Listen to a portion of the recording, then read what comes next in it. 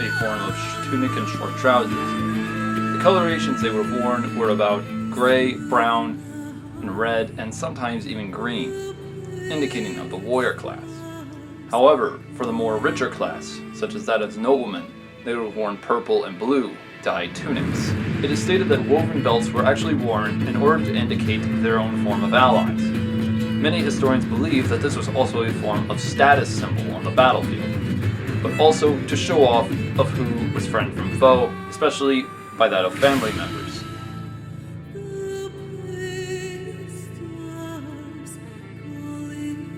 The footwear that was used is mostly that of the actual design that was used in Europe from the very beginning of the Bronze Age or even Neolithic Age and all the way into the 20th century.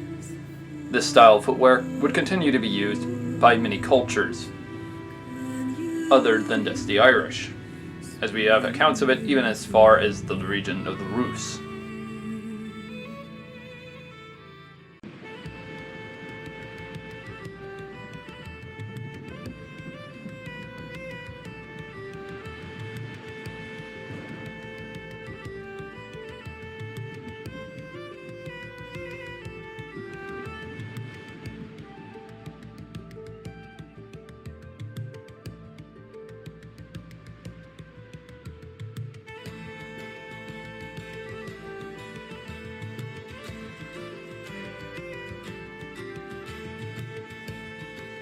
Tightly woven tunics would be worn in order to actually help stop the bludgeoning effect of certain weapons. It's believed that these type of tunics were actually manufactured with a tight woven design of wool that were doubled over, indicating that it was a certain type of armor. This style of armor was probably first used in the region of Gaul during the 1st century BC and slowly incorporated itself all the way to Ireland.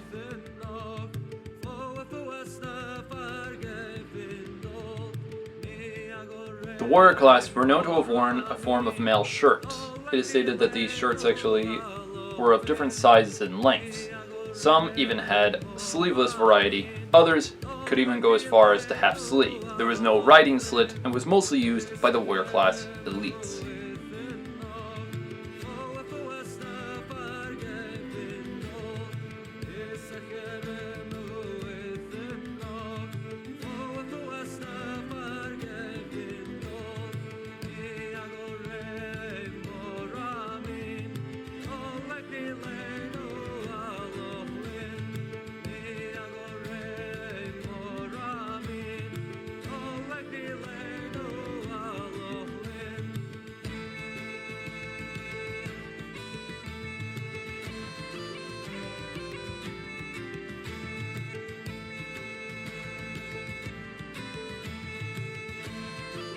The noble class were mostly known to wear scale armor.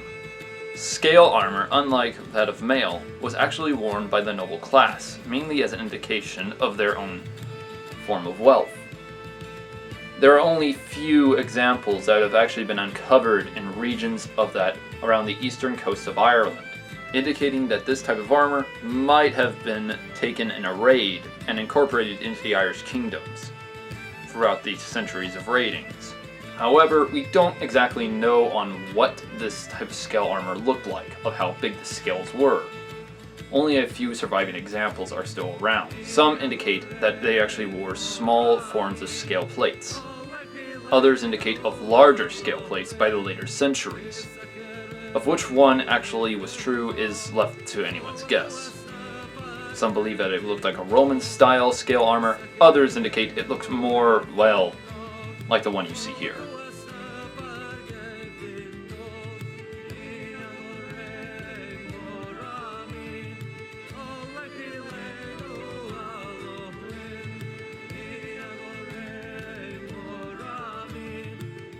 The swords that were used by the Irish warrior class indicated of different variations in designs. In fact, there is actually a statement that one can tell the difference of an Irishman's region of where he lived just by looking at his weaponry. For example, those that lived in the northern lands in Ulster, such as the Kingdom of Dalriada, would have mostly used that of swords that were captured from the Pictish kingdoms, or as well even that such as short swords and as well various type of designs, while those that raided the kingdoms of the Saxons and the kingdoms of the Britons probably used flat-hilted heads, probably made out of wood and even jewels, while those of Western Ireland probably used the old Latin style sword before they've slowly phased out of history. All that we do know is that most of these swords were mostly made for a wide blade design.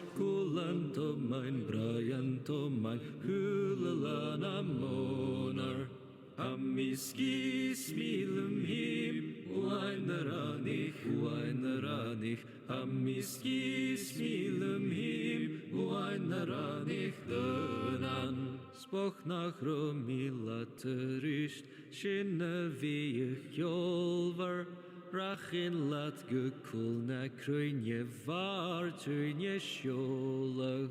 Amiski smilum him, wainranich, amiski smilum him, wainranich dönan. Amiski smilum him, wainranich, amiski smilum him, wainranich dönan. Even though we have many accounts and findings of axes that were used in Ireland and such, and as well many archaeological finds and tools, we still don't know how much if the Irish warrior class used the axe as a weapon at this point in time, seeing that the fact that mostly levy units such as that as kerns mostly use this style of weapon rather than that of the Irish warrior class.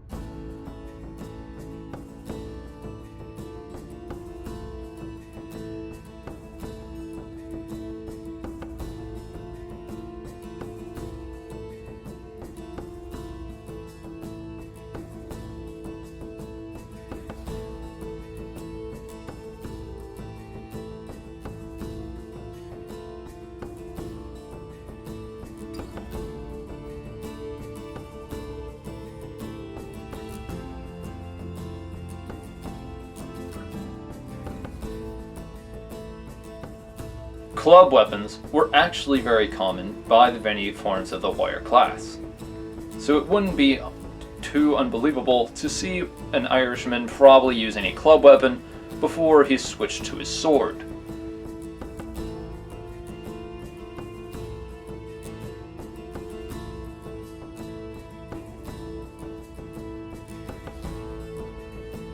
The lower class Irish warrior would wear a bowl style helmet. The bowl helm would actually indicate of a lower class design, although it would be more common to see various type of Irish warriors probably not wearing a helmet at all, due to the form of wealth, as wealth would have been passed down from father to son, mainly with the firstborn. However, with this type of helmet, we can also indicate that sometimes they might have even had cheek plates to help protect the sides of the face. Over time though, this style of helmet might slowly incorporate into different designs. The Sprangenhelm design is actually one of the most common variations of helmets during the time of the Dark Ages, and during the Golden Age of Ireland, it is believed that these helmets were even used by the Irish themselves, as there are many written accounts on Irishmen wearing such helmets. Such as during the Battle of the Books, we actually do get many accounts of this, especially from none other than the later Saint of Scotland and Ireland, Columkill, who wrote about this account. Some of these helmets were even incorporated with jewels and designs, as well as feathered plumes or even horsehair to indicate themselves on the battlefield. One such example can actually be found during the Battle of Clontarf, when Brian Boru's son actually wore it on the battlefield. This indicated the form of the user's wealth and their power. However, the jeweled style helmets were probably mostly meant for the High Kings of Ireland, that or even sub-kings, indicating that it was mostly that of a noble class, while those of the regular class warrior would actually just have a regular style Sprangenhelm. Some of them might have had neck guards, other accounts state they probably didn't, though it indicates on how it could have been.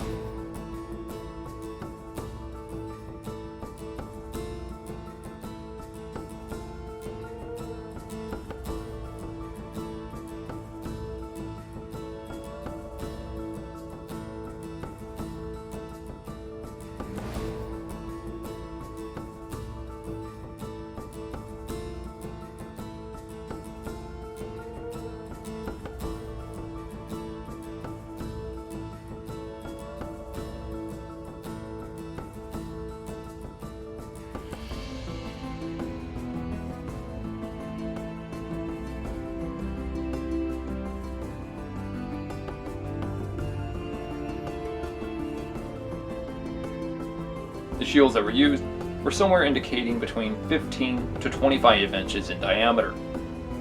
Reason being is probably because of the arms and armor that they were using.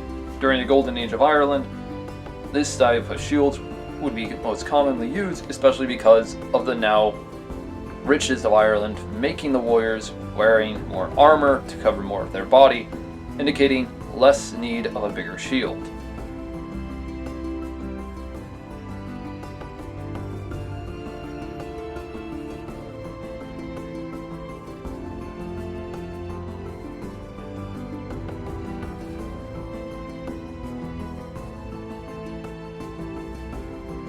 The spears and javelins that were used mostly designed for a thrusting type of capability. However, some could even be used to cut.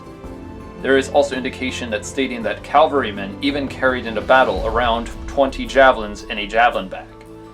Although there are some occasions that there even used war darts, but we don't have any imagery nor historical finds to prove this, as some believe that this might have been more identical to an atlatl type weapon rather than that of a said dart weapon. But I'd like to hear your thoughts on this one.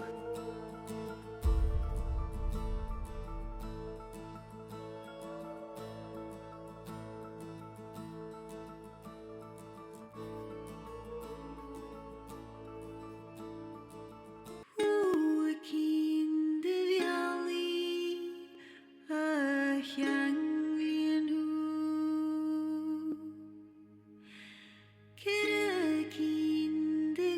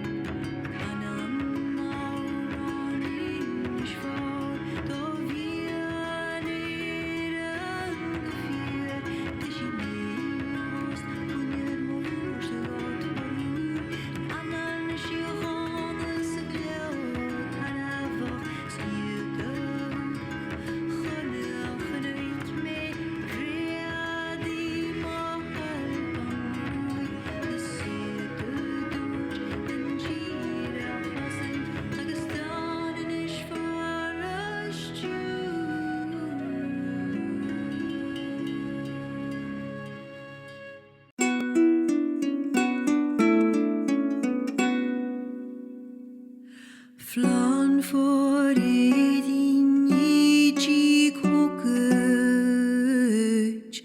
to all jacht was donach for great for baniat nar conyard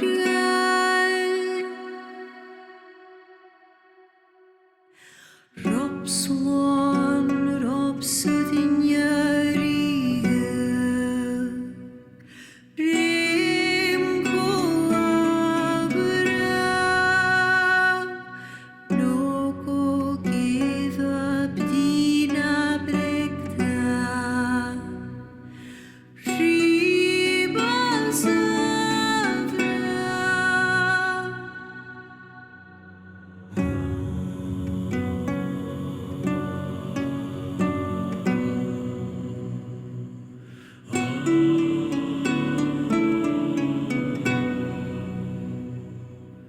Film bluje dochem lava,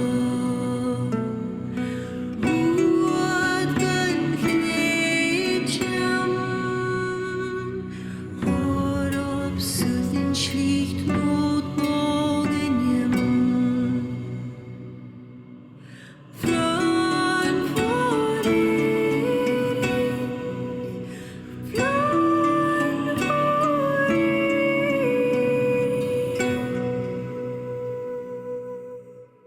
Hamiskis milum him, buain ranich, Hamiskis milum him, buain ranich dönan.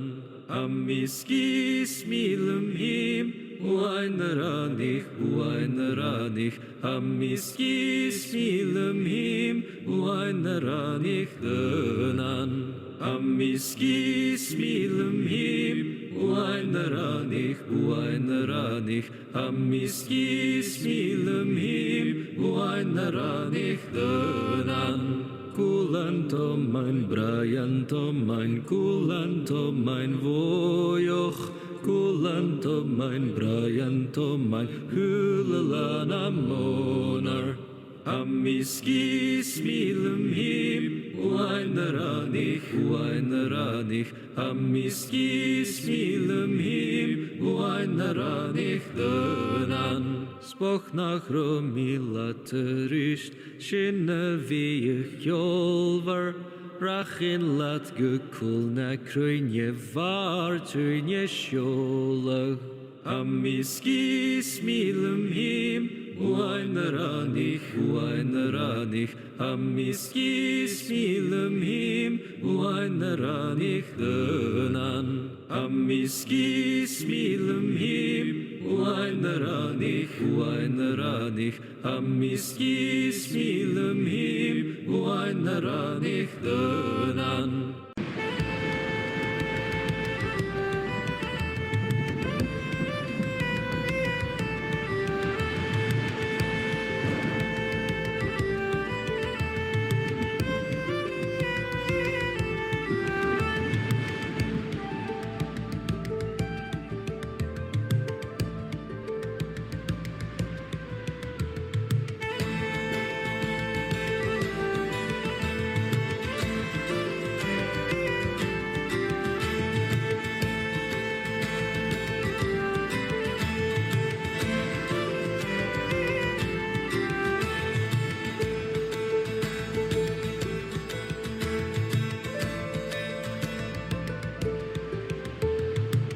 Isacheren oethen nog, foe foe snaf argefin nog, Isacheren